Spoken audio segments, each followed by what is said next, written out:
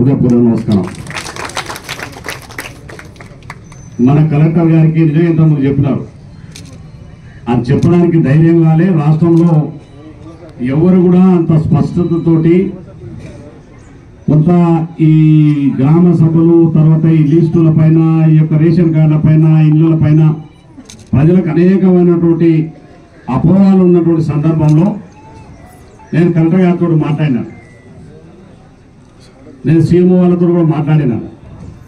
Collector గారు ఇంత స్పష్టతతో తెల్లారేసరికి స్టేట్మెంట్ ఇచ్చినారంటే నాకు ప్రజలలో ఉన్నటువంటి అనుమానాలు, అపోహాలు అన్ని కూడా తొలగిపోయే విధంగా ఈ జిల్లాలో గ్రామ సభలు అంత ప్రశాంతంగా జరగడానికి కారణం మా జిల్లా కలెక్టర్ గారి స్టేట్మెంట్ అని చెప్పి సందర్భంగా మనం చెప్తాను. అసలు నాకే కొంత కన్ఫ్యూజన్ ఉండే, నాకు క్లారిటీ లేదు. నేను అప్పుడు కలెక్టర్ గారితో మాట్లాడిన సందర్భంలో ఉన్నటువంటి విషయాలన్నీ కూడా చెప్పినాను. చాలా మంది ప్రజలకు ఇప్పుడు కూడా ఇంకా మీకు కలెక్టర్ గారు చెప్పిన విషయాల్లో చాలా స్పష్టత ఉన్నది. ఇప్పుడు మా దగ్గర అందుబాటులో ప్రభుత్వం దగ్గర ఉన్నటువంటి ఏవైతే పేర్లు ఉన్నాయో అవి మీరు ఇచ్చినటువంటి గతంలో ఇచ్చినటువంటి దరఖాస్తులు పరిశీలనలో ఉన్నట్టు పేర్లు మాత్రమే. అవి మంజూరైనట్టు కాదు, అప్రూవల్ అయిన లిస్టు కాదు. ఆనాడు అనేక సందర్భాలు అనేక మంది ఈ గ్రామ సభలో దరఖాస్తు చేసుకున్నారు. కొంతమంది ప్రజాపాలన దరఖాస్తు చేసుకున్నారు, మీ సేవలు దరఖాస్తు చేసుకున్నారు. రకరకాలుగా ఎన్ని అవకాశాలు ఉంటే అన్ని దరఖాస్తు చేసుకున్నారు. అందులో ఉన్నటువంటి దరఖాస్తులు కొంత భాగం ప్రభుత్వం దగ్గర అందులో ఉన్నట్టు దరఖాస్తులు మిగిలిపోయి అందులో పేర్లు రానటువంటి వాళ్ళు ఎవరైనా మిగిలిపోతే దరఖాస్తులు ఇప్పుడు కూడా బ్రహ్మాండంగా ఇప్పటి నుంచి సాయంత్రం 5 గంటల వరకు మా ఎంపీడీ గారు ఇక్కడనే కౌంటర్ పెట్టారు. ఆ కౌంటర్లో మీరందరూ కూడా దరఖాస్తులు చేసుకోవచ్చు. రేషన్ కార్డుకి సంబంధించి కానీ, ఇందిరమ్మ ఇళ్ళకి సంబంధించి కానీ, లేకపోతే రైతు భరోసా సంబంధించి కానీ, ఇందిరమ్మ ఆత్మీయ భరోసా గురించి కానీ ఈ 4 దరఖాస్తులు మీరు చేసుకోవడానికి అవకాశం ఉంది.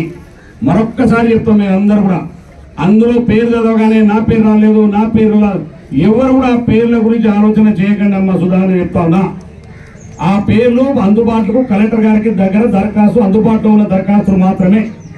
ఇప్పుడు దరఖాస్తులు కావాల్సిన వాళ్ళు మీరు మళ్ళీ చేసుకోండి.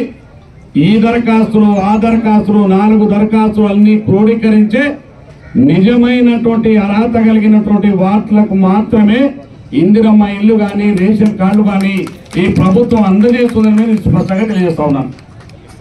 ఎందుకంటే గత 10 సంవత్సరాలు ప్రజలు ఆందోళన ఉండడానికి ఒక కారణం ఉన్నది. గత 10 సంవత్సరాల్లో ఒక ఇందిరమ్మ ఇల్లు ఇవ్వలే, ఒక రేషన్ కార్డు ఇవ్వలే.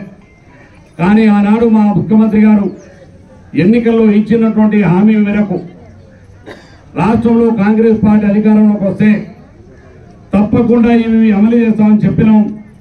చెప్పిన విధంగానే గౌరవ ముఖ్యమంత్రి గారు రేవంత్ రెడ్డి గారి నాయకత్వంలో ఇవాళ తెలంగాణ ప్రజానికానికి అర్హులైనటువంటి పేదవాళ్ళు, ఎవరైతే నిజమైన అర్హత కలిగినటువంటి వాళ్ళు, చాలా సంవత్సరాలుగా పేద ప్రజలు ఎదురు చూస్తున్నటువంటి రేషన్ కార్డులు అర్హత కలిగిన ఎంతమంది ఉన్నా వాళ్ళందరికీ రేషన్ కార్డు అందజేస్తామని చెప్పి ఈ సందర్భంగా మనం చేస్తా ఉన్నాం.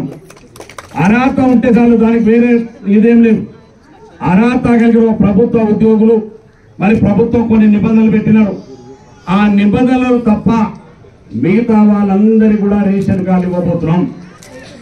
దాంతో పాటుగానే ఇందిరమ్మ ఇల్లు గతంలో ఇక్కడ మీ కొండమల్లిపల్లి కంటే ఇక్కడ 20-30 కట్టినట్టున్నారు 10 సంవత్సరాలు. గతంలో అదే శాసనసభలో గతంలో నేను ఎమ్మెల్యే ఉన్నప్పుడు, స్వర్గీయ రాజశేఖర్ గారు ముఖ్యమంత్రి ఉన్నప్పుడు మనం మొత్తం ఎంతమంది అర్హత ఉంటే అంతమందికి ఇందిరమ్మ ఇల్లు 100,000 ఇల్లు ఇచ్చిన, ఒక్కొక్క గ్రామానికి 100,000 ఇల్లు ఇచ్చిన కలత అన్నాడు ఆ ప్రభుత్వాన్ని, మా ప్రభుత్వాన్ని. ఈనాడు మళ్ళీ కూడా తిరిగి ఈ ప్రభుత్వం వచ్చిన తర్వాత నిజమైన అర్హత కలిగిన పేదవాళ్ళకి ఇందిరమ్మ ఇల్లు ఇవ్వాలని గౌరవ ముఖ్యమంత్రి గారి ఆలోచన మేరకు ఒక్కొక్క నియోజకవర్గానికి